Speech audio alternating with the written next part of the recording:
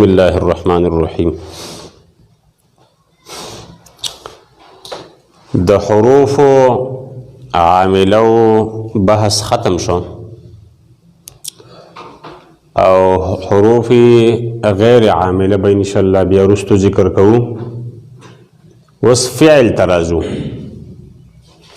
چې فعل څه کار کوي. اصل کې نحوه کې دا مسله ده چې اسم څه کار کوي، څه عمل کوي. فعل څه عمل کوي، کار یې څه دی، او حرف څه عمل کوي.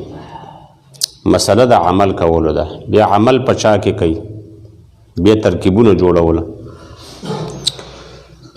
فعل معنا کار، هر یو کار شي. مرګ په یو سړي راغلی نو په دې سړي دا کار راغلی.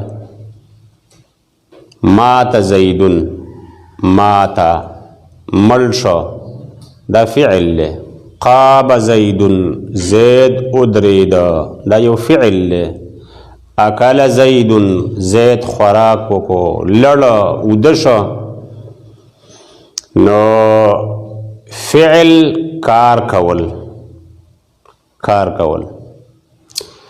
فعل په دوه قسمه ده، فعل معروف، فعل مجهول. فعل معروف، فعل مجهول.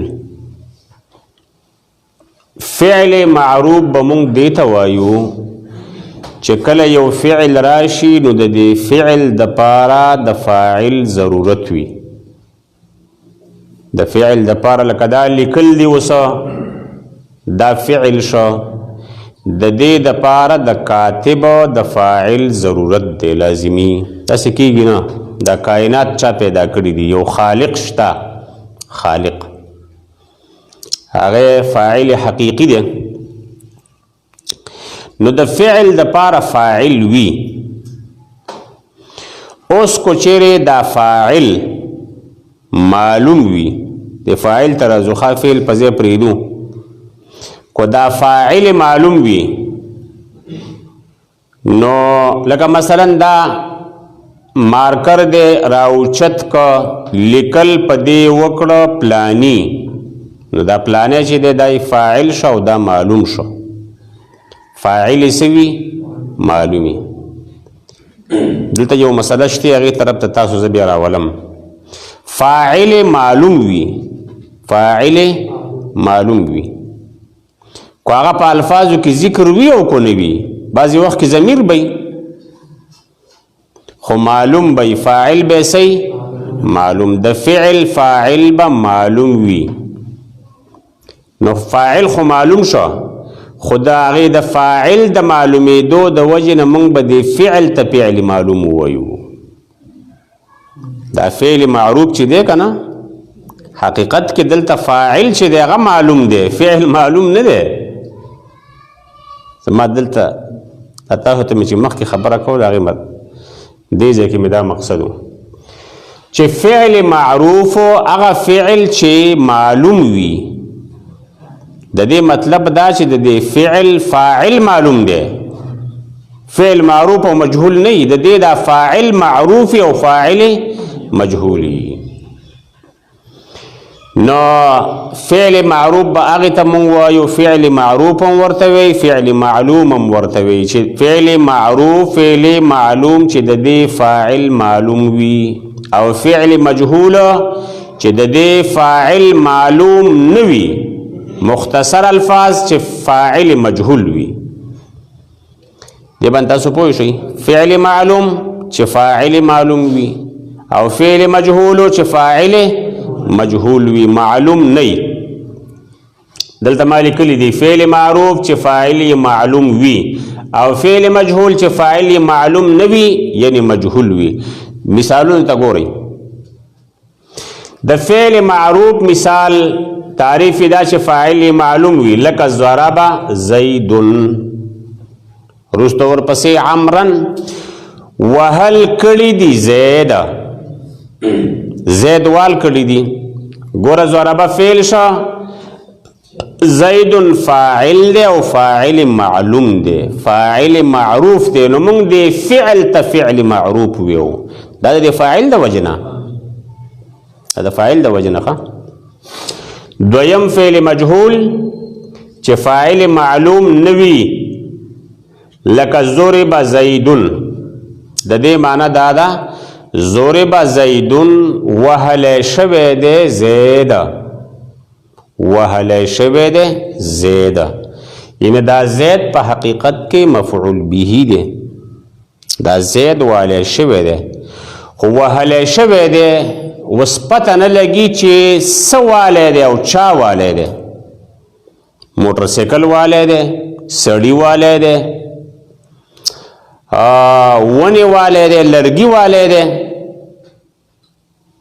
د دې پته نه لګي فاعل څه شو فاعل مجهول فاعل معلوم نه دی د ضربا زید معنی څه ده وهلی شوی دی زید چا والی دی فاعل معلوم نشو چې فاعل معلوم نشو فاعل مجهول شو نو موږ د فعل ته فعل مجهول وي پوه شئ بعضې وخت کې استادان یا طالبان دا سوال کوي چې فعل څنګه معلوم دی او فعل څنګه مجهول دی تاسو ته مې ځکه وایي چې دا اصل کې فاعل معلوم دی او فاعل مجهول دی د هغې د وجې نه دې ته معلوم او مجهول وي اوس لاندې راځو فعل معروف دا فعل معروف په دوه قسمه ده فعل لازمی فعل متعدی فعل لازمی فعل متعدی دام دفاع دغه کې خبره ده خاص دی فعل کې خبره ده فعل لازمی او فعل متعدی فعل لازمی به دې ته ووایو مونږه فعل لازمی به دې ته ووایو چې فعل له صرف فاعل وسره ذکر کا به جمله پوره شوله خبره پوره شو فعل لازمی څه ته ویل کېږي چې فعل ذکر شو ورسره فاعل ذکر شو بس د کار وشوي بس زما کار وش نور زما اخوا مفعول به تا چې دا فعل پچا واقع شوی دی هغې ته زما ضرورت نشته زما جمله پوره شوه فعل چې کله یا لکه ته متوجه فعل چې کله صرف تا نه فاعل غواړي چې ماله تش فاعل راکه بس دې ته فعل لازمی به وایو دې ته به څه وایو فعل لازمی دویم فعل متعدی فعل متعدی به مونږ دې ته وایو چې هغه وی تش په فاعل باندې زما کار نه کیږي ما سره مفعول به ذکر کا تعدی پکې راله که نه تجاوز یې وکړو د فاعل نه واوړېده ته پوه شولې فعل متعدی به څه ته وایو چې یوازې په فاعل باندې کار نه کیږي بلکې اخوا څه غواړي مفعول به مفعول به غواړي کله یوه غواړي کله دوه غواړي کله درې غواړي بس ډېر وږی خو بس دغه غواړي دا ډېر غواړي چې لږ وږی بس یو مفعول د نه غواړي ضرورت یې لږې یو ته بس یو ته نه غواړي ضرورت یې دوو ته دوه د نه غواړي ضرورت یې ډېرو ته ډېر د نه غواړي پوه شئ فعل لازمی او فعل متعدی باندې ګورئ ورته اوس فعل معروف په دوه قسمه دی فعل لازمی فعل متعدی فعل لازمی چاته وی چې صرف په فاعل تمامیږي پوره کیږي په تش په فاعل کار کیږي مثال قام زیدن ودرید زید خبره پوره شو ودرید زید دا دې ته محتاج نه چې په څه ودریده په سایکل ودریده په کرسۍ ودریده او کونه په ګټه ودریده په څه ودریده دا دې ته دا جمله چې دا فعل دې ته محتاج نه دی بس په فاعل باندې کار وش فعل لازمی چې صرف په فاعل تمامیږي لکه قام زیدن فعل متعدی چې صرف په فاعل نه تمامیږي مفعول به ته ضرورت وی مفعول به ته ضرورت وی لکه ضرب زید عمرا دې ځکه دا ضرب چې دا ضرب متعدی دی فعل متعدی ده خو عام لیکل کېږي نه دا اصل ته سره شته ضرب زید عمرا اوه زید دا زمونږ پښتو کې فعل متعدی دی اوه زید تا ته یو سړی وی چې یاره دلته تا ځان سره هلکان راوستي دي چې د هغې مثال ښه یو دې راوستی دی شکایت چا راوړه چې دې هلکه ووهه دې ماشومه ووهه دا جمله پوره شوه نه وی وهه ضربه پلانی وهل وکړه نو خامخا تا نه اوس غواړي څوک یې وو سپی وو هلک یې وو بل څوک یې وواله نو ضربا زید عمرا تا نه عمر غواړي تا نه مفعول غواړي نو دې ته به موږ فعل متعدي وایو لازمي چې تش فاعل غواړي او متعدي چې یوازې فاعل باندې کار نه کېږي اخوا د کله یو مفعول به غواړي کله دوه غواړي کله درې غواړي دې پسې به انشاءالله بیا هغه سبق وایو چې فعل متعدي په څو قسمه دی فعل تاسو ته ویلی شو چې اول فعل معروف فعل مجهول فعل معروف کې بیا لازمی او متعدی د لازمی تعریف تاسو یاد کو چې فعل لازمی صرف فاعل غواړي صرف فاعل دې مثالونو کې ټول صرف فاعل غوښته دی او فاعل ته ضرورت شته پوره ضرورت دی او دا نور الفاظ چې سره راغلي دي نو دې ته په معنی پوره کېدو کې هغې ته څه ضرورت نشته دی بهر حال عمل د فعل لازمی عمل دا فاعل ته رفع او شپږ اسمونو ته نسب ورکوي فاعل ته رفع شپږو اسمونو ته نسب ورکوي کم فاعل چې پې راشي نو هغې فاعل له به دا رفع ورکوي شپږ اسمونه کم دي مفعول مطلق مفعول فيه مفعول له مفعول معه حال تمییز دا شپږ اسمونه شروع د مفعول مطلق مفعول به د دې تعریفونه به تاسو ته خپل ځای کې راشي دلته تعریفونه نه کوو د مفعول مطلق مثال د قمت قیاما بس صرف دومره به یاد کړئ مفعول مطلق دغه مثال مفعول مطلق څه ته وایي په خپل ځای پرېږدو خپل ځای راځي هغه مناسب دی د مفعول مطلق مثال قمت قیاما دې ځای کې مفعول مطلق دا یو دی دا قیاما چې دی دا مفعول مطلق دی مفعول فيه په دې مثال کې دا یوم دی یوم چې دا ټول به یو ځای شي یوم الجمعه یوم مفعول فيه مفعول له په دې مثال کې اکراما دی اکرامن او مفعول معه په دې مثال کې زیدن زمن مطلب دلته په دې الفاظو کې دی کم باندې چې کلی راخکو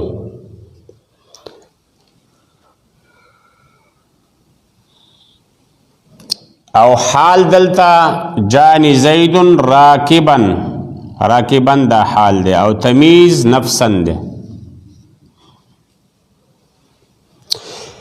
نو دا شپږ اسمونه شروع دلته مفعول مطلق له نسب ورکړی دی قیاما دلته مفعول فيه یوم دی له نسب ورکړی دی مفعول له اکراما دی له نسب ورکړی دی او دلته زیدن له نسب ورکړی دی جئتو زیدن له نسب ورکړی دی او دې مثال کې جاء نسب ورکړی دی راکبن لراکبن حال دی او تمیز دا نفسن تمیز دی باقی دلته لیکلی شوي دی چې فاعل لرفع ورکوي نو خپل فاعل شته قمتو قیام چې دی دا ودرېدل دا فعل شو دا تو دی فاعل دی قمتو ادریدم ز ادریدم ز تو دای فاعل دی تو ضمیر دی نو دا به تاسو ته ذهن کې چې دا فعل شو دا فاعل شو نو فاعل وی مرفوع نو دا ضمیر مرفوع دی بیا به تاسو پوهیږم چې دا ضمیر مرفوع متصل دی یا منفصل دی دا به بیا مرفوعاتو کې راشي او ډیر ښه انداز باندې به تاسو په ضمایرو باندې پوه شئ او ډیر لنډ ټیم کې انشاءالله په 10 منټو کې دننه به تاسو ته مرفوعات یاد شي چې د مرفوعاتو د زده کولو څه ترتیب وي. خجی دلته خو دې فعل لازمی خپل کار وکړو. قمت یوم الجمعه، قمت دا فعل او فاعل، تو فاعل مرفوع، یوم مفعول فیه منصوب، ترکیب تنکو مخا. قمت اکراما، قمت فعل تو فاعل مرفوع، سدا خبری پاکی ثابتو ما.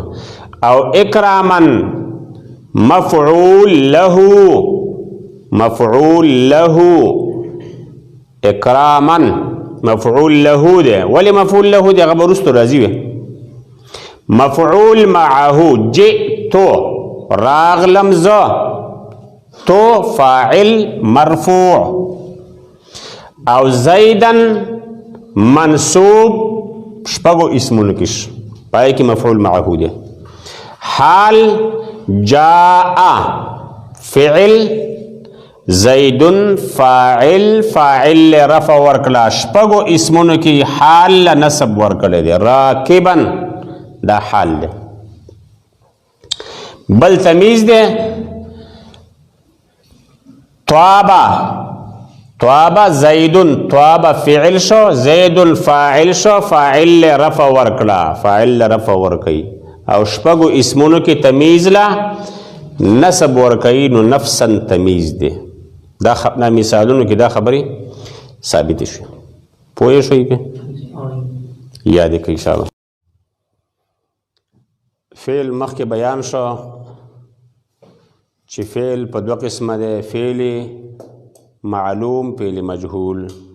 فعل معلوم پا دو قسم، لازمی متعدی. دا لازمی تعریف او لازمی سا عمل کو. دویم پدے کہ فعل متعدی دے. فعل متعدی تعریف لکلے شوے دے چی سر پا فاعل نہ تمامیگی بلکہ مفعول بھی تی ضرورت وی. مفعول بھی بوائخا، مفعول بھی تی ضرورت وی. مفعول بھی دا نور چکم مفعولون دی، مفاعل چی دی دا مفعول له و مفعول معه و مفعول به، داغی جدا حیثیت دے و دا مفعول به جدا حیثیت دے. دا دے حیثیت داغی پا نسبت باندې ډیر مضبوط دے. پا کلام کې دیتا ضرورت وی ځکه چې فعل متعدی دے. فعل متعدی خطانا مفعول خامخا مفعول به خدا نغواړي. کو ته دې لپاره مفعول له ورکه، مفعول معه ورکه، مفعول به کار خو نشي کولی.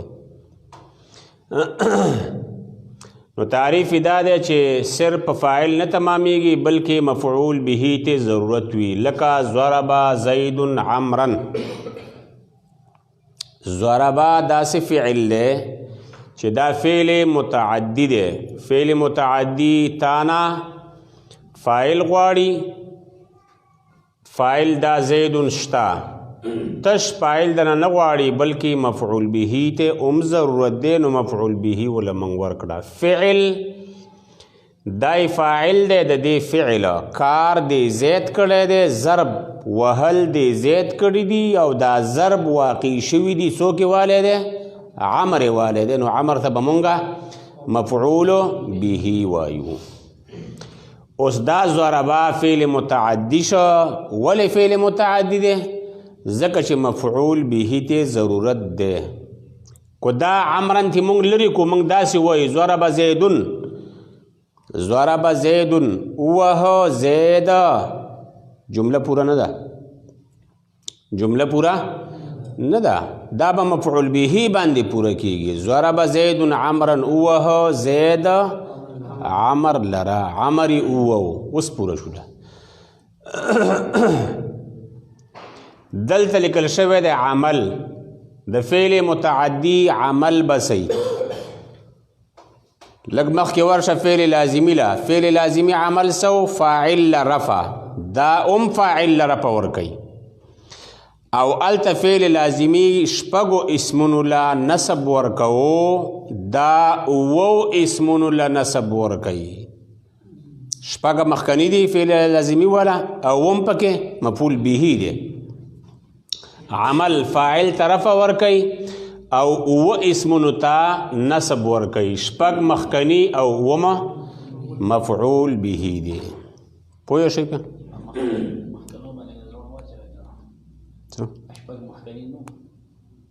شپږ مخکنی پای کې یو نمبر 1 مفعول مطلق ده دې ځکه چې یو مفعول مطلق شو مفعول فيه شو مفعول معه شو مفعول له شو حال شو او تمییز شو شپږ مخکنی بس خجی بسم الله الرحمن الرحیم خبر را رسیدلی وا فعل متعدی تا فعل متعدی اغا فعل چغتانا مفعول به غواړي خبر د دې احتیاج مفعول به تیخه اغا نور مفاعل تی مراد ندی مفعول به دا خبرم دلته مفعول به کی روانه ده فعل متعدی پسلور قسم ده نمبر 1 چې یو مفعول ته ضرورت وي دویم دو مفعول ته ضرورت وي خو په یوه کار کیږي دریم چې دو مفعول ته ضرورت وي خو په یوه کار نه کیږي د دواړو کې دا فرق ده بیا وکشا یو مفعول ته ضرورت وي دلته دویم دو مفعول ته ضرورت وي په یوه کار په یو باندې کار کیږي او دریم نمبر دو مفعول ته ضرورت وي خو په یوه کار نه کیږي دریم سلورم نمبر درې مفعول غواړي درې مفعول غواړي خو دې کې دا مسله شته چې دیم په یو کار کیږي د دیوم بعضی وخت په یو کار کیږي خو عام طور باندې غواړي تانا درې ترتیب دار فعل متعدی په څلور قسمه ده نمبر 1 یو مفعول به غواړي مثال ضرب زید عمرا دا یوازې ضربن په زرګو نور افعالم شته خو چې کم یو فعل تانا یو مفعول غواړي نو هغه په دې قسمونو کې راځي دا یو دا اول نمبر چې کوم دی دې سره تعلق ساتي پوه شئ دویم چې دو مفعول غواړي خو په یو اکتفا جائز ده په دې کې دا افعال دي اعطا وهب حرام منع منعم د دې په معنا باندې دي دا چې دي نو دا تانا دو مفعول غواړي خو په یو مفعول باندې کار کیدی شي مثال دای مثال له اعطیتو زیدن درهما اعطیتو زیدن درهما اعطیتو ما ورکا فعل فاعل زیدن وخشا زیدن یو مفعول به درهما دویم مفعول به خدلته مونږ لیکلیو چې په یو مفعول به باندې د گزاره کیږي نو تدا سی ویلې شي اعطیتو زیدن دا ویلې شي اعطیتو زیدن ویلې شي په یو باندې گزاره کیږي دام ویلې شي اعطیتو درهمن دام ویلې شي بهر حال په یو باندې گزاره کیږي اکتفا اقتصار په یو باندې جائز ده پوه شئ په یا لکه ته پوه شئ دریم نمبر دو مفعولین دو مفعول غواړي خو په یو اکتفا جائز نه ده دا کوم افعال دي دا تقریبا دا و افعال شو او دې ټول ته ویل کېږي افعال قلوب. افعال قلوب څه د زړه عمل لکه د زړه فعل، لکه موږ وایو ایمان دی، ایمان د زړه، نیت دی، نیت د زړه سره تعلق ساتي. یره د زړه سره دا بعضې اعمال چې څنګه چې د سترګو اعمالي، د جوارحو اعمالي، دغه شان دړه هم اعمال وي، دړه هم اعمال وي. علما فرمایي که نه نیت چې دی نو دا دړه عمل دی. ته به نیت د مونځ دا پړه باندې کې ژبې ویلو ته پکې ضرورت نشته، ځکه دا د ژبې عمل نه دی، نه نیت د زړه سره تعلق ساتي، نو دا د زړه عمل دی. اوس دا افعال چې دي نو د دې معنی به هم داسې کوي چې دا د زړه سره تعلق ساتي، د سترګو سره نه. ګوره دلته دی رأیتو ما ولیده، خو د دې نه به مراد ستا د سترګو لیدل نه وي. کو د سترګو لیدل ته مراد واغسته ته بیا ګورې دا عمل دا نه دی، بیا دنه یو مفعول غواړي، بیا دو مفعول ته ضرورت نشته دی. بس رأیتو زیدن په سترګو مې زید ولیده، دې ته خیال کوئ ښه. یا نور مثال په طور باندې دا افعال چې دي دا کو چیرې د نورو د زړه نه علاوه د سترګو سره تعلق وساته، بیا دا عمل نه کوي ښه، بیا عمل دا نه دی. اکثرو ځایونو کې ورسره یو مفعول راغلی نو هلته دا فعل چې نو دا د افعال قلوب نه نه ویښ شه، دا لږ ویښ کوي، دا سترګې پټوي، کشف کېږي. یاره لکه خو خجی تاسو چې متوجه یې نو زه به سبق صحیح خیم، چې متوجه نه یې نو بیا به زه بوده شم.